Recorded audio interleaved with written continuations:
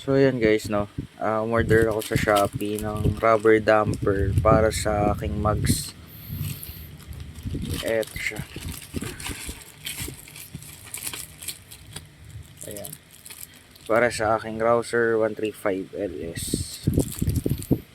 Para saan ba to ginagamit? Ito yung sa may mugs natin.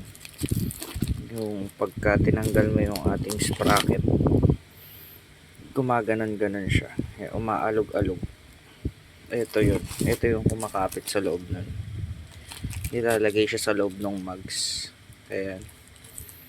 Bago ilagay yung hub na itong pinagkakapitan ng sprocket. Ayan. Para hindi siya umaalog. So pag nilagay ito, stay put dyan. Kung ano yung ikot nito, ganun din ang ikot ng ating gulong. So isa to sa pinakamahalaga.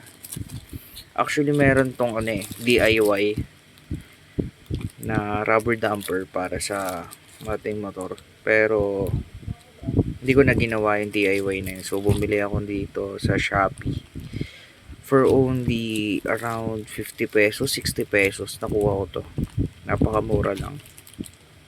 Ayan.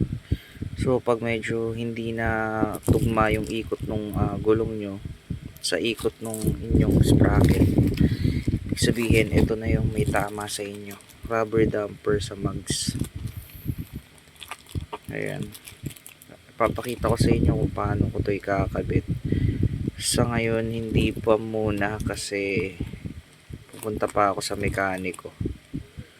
So yun lang guys. Ayan, napakamura lang nito sa Shopee.